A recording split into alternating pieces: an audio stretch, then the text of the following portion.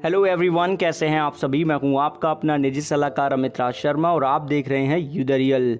श्रीमान राजू जी के कमेंट के अनुसार हमने टाइटेनियम प्लस प्लान पे ऑलरेडी एक वीडियो बनाया है। यानी कि अगर आप Canara HSBC OBC life insurance company limited के टाइटेनियम प्लस प्लान के बेनिफिट्स को वन बाय वन समझना चाहते हैं तो आप चैनल पे यूलिप प्लान प्लेलिस्ट को चेक करें, आपको ये वीडियो मिलेगा। आज का वीडियो अंत तक देखने के बाद ये वीडियो जरूर देखिएगा अगर आप बेनिफिट को समझना चाहते हैं डिटेल में।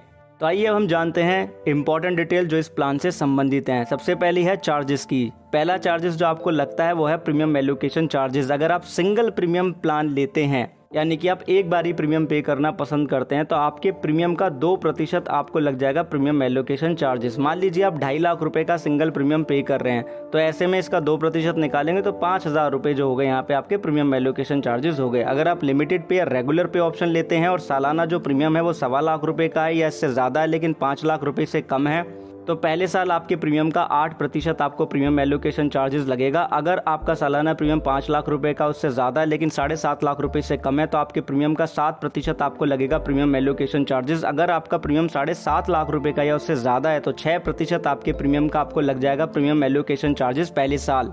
दूसरे साल से लेके 5वें साल तक पॉलिसी के अगर आपका सालाना प्रीमियम 1.25 लाख रुपए का उससे ज़्यादा या 5 लाख रुपए से कम है तो 5.5% आपको प्रीमियम का प्रीमियम एलोकेशन चार्जेस लगेगा। अगर आपका प्रीमियम 5 लाख रुपए का उससे ज़्यादा या 7.5 लाख रुपए से कम है तो 5% की दर से आपको प्रीमियम एलोकेशन चार्जेस लगेगा। अगर आपका प्रीमियम 7.5 लाख रुपए का उससे ज़्यादा है तो 4.50% आपके प्रीमियम का आपको लगेगा प्रीमियम एलोकेशन चार्जेस। पॉलिसी के 6ठे साल से लेके 10वें साल तक आपका प्रीमियम कितना भी हो आपको 1% की दर से प्रीमियम एलोकेशन चार्जेस लगता रहेगा और पॉलिसी के 11वें साल से आपको प्रीमियम एलोकेशन चार्जेस नहीं देने होंगे इस प्लान में, राइट। अब जो नेक्स्ट चार्ज जो आपको लगता है वो है पॉलिसी एडमिनिस्ट्रेशन चार्जेस। अगर आपने सिंगल प्रीमियम पे की है तो ऐसे में जो आपकी प्रीमियम है सिंगल बेस, राइट, उसका 0.0083% हर महीने आपको लगेगा policy administration charges through out the policy term. अगर आपने लिमिटेड पे या रेगुलर पे ऑप्शन लिया होगा तो पहले 5 साल आपको कोई चार्जेस नहीं लगेगा जो कि पॉलिसी एडमिनिस्ट्रेशन से जुड़ा हुआ हो, राइट। पॉलिसी के 6ठे साल से लेकर के पॉलिसी के एंड तक हर महीने 500 रुपये आपको लगेगा पॉलिसी एडमिनिस्ट्रेशन चार्जेस, यानी कि 6,000 रुपये सालाना हो गए, राइट।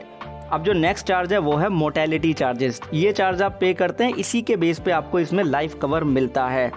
अब यहाँ पे हम उदाहरण ले लेते हैं। मान लेते हैं किसी की उम्र 40 साल की 1,000 रुपये का सम एश्योर्ड ले रहे हैं तो सालाना वो 1.62 समथिंग अमाउंट यहाँ पे वो पे कर रहे हैं एज पर द टेबल। तो यानी कि जो सम एश्योर्ड का है ये 0.1623% है। अब हम मान लेते हैं कि यहाँ पे किसी ने जो प्रीमियम पे किया सालाना वो 1.25 लाख रुपए का पे किया तो ऐसे में 12.5 लाख रुपए का यहाँ पे सम एश्योर्ड हो जाएगा। अब हम इसका निकाल लेंगे 0.1623% तो ये 2,028 रुपये 75 पैसे का सालाना प्रीमियम ये हो गया। आई मीन टू से मोर्टेलिटी चार्जेस हो गया जो कि हर महीने डिडक्ट होगा आपकी यूनिट में से, ये चीज ध्यान रखिएगा। अब आप वीडियो को कर लीजिए फुल स्क्रीन पे क्योंकि हम जानेंगे यहाँ पे फंड मैनेजमेंट चार्जेस के बारे में। एक तरफ फंड के नाम है, दूसरी तरफ चार्जेस परसेंटेज लिखा हुआ है। Emerging leaders equity fund, India multi cap equity fund, equity second fund, growth plus fund, balance plus fund के लिए जो चार्जेस है फंड मैनेजमेंट वो आपके फंड वैल्यू का 1.35% की दर से है जो कि सालाना लगता है ये आपको एज पर द टेबल। अगर आप लार्ज कैप फंड में इन्वेस्ट कर रहे हैं या डेप्ट फंड में इन्वेस्ट कर रहे हैं तो 1% की दर से आपके फंड वैल्यू का आपको फंड मैनेजमेंट चार्जेस देना होगा। लिक्विड फंड में 0.80% आपके फंड का आपको फंड मैनेजमेंट चार्जेस लगता है। पॉलिसी डिसकंटिन्यू जब आप कर देते हो तो आपका फंड जाता है पॉलिसी डिसकंटिन्यू फंड में, ऐसे में 0.50% सालाना आपको लग जाता है आपके फंड का फंड मैनेजमेंट चार्जेस। एक साल में 24 स्विचेस आपको फ्री मिलती हैं, वो आप यूज़ कर लेते हैं तो उसके बाद 250 रुपये पर स्विच आपको चार्जेस लग जाता है। मिसलिनियस चार्जेस भी आपको लगते हैं जैसे कि अगर आपने अपना सम एश्योर्ड बढ़ाया है या घटाया है या आपने प्रीमियम पेमेंट मोड को चेंज किया है तो ऐसे में 250 रुपये पर ट्रांजैक्शन आपको चार्ज लगेगा। पॉलिसी को सरेंडर करते हैं या डिसकंटिन्यू करते हैं तो मिनिमम 2,000 रुपये, अधिकतम 6,000 रुपये तक का चार्ज लग सकता है। लेकिन 5वें साल के बाद करते हैं, 5वें साल से करते हैं तो कोई चार्जेस आपको नहीं लगेगा जो कि सरेंडर या डिसकंटिन्यू से जुड़ा हुआ हो। अब इस प्लान में हम अपना जो मोड ऑफ प्रीमियम है या कहें कि जो प्रीमियम पेमेंट मोड है उसको चेंज कर सकते हैं। अगर आप एनुअल से मासिक में यानी सालाना आप पे कर रहे थे, आप चाहते हैं कि मासिक में परिवर्तन हो जाए तो ऐसे में आपका सालाना जो प्रीमियम है वो 2 लाख रुपए का कम से कम होना चाहिए।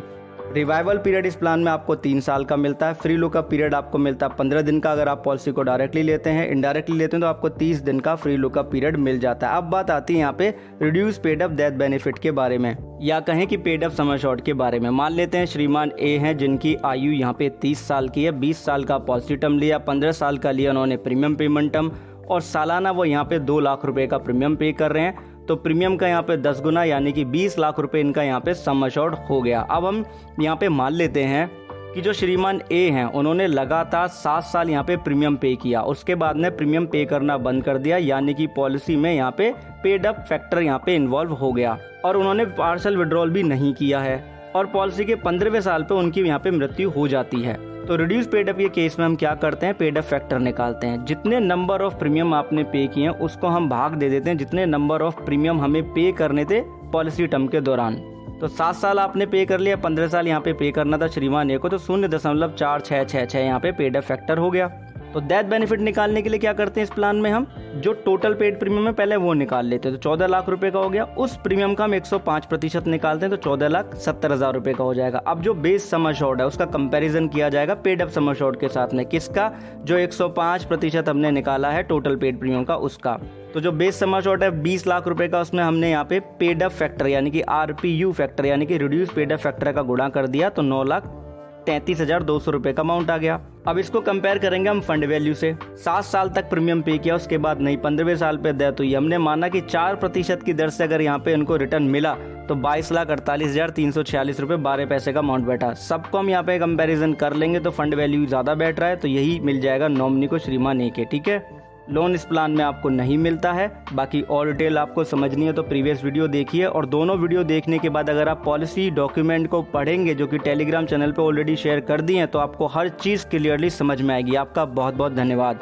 अब एक चीज़ खुद भी समझें, दूसरों को भी समझाएं कि इंश्योरेंस एक प्रोटेक्शन है और प्रोटेक्शन कभी भी अधूरी नहीं लेते। बहुत बहुत आभार।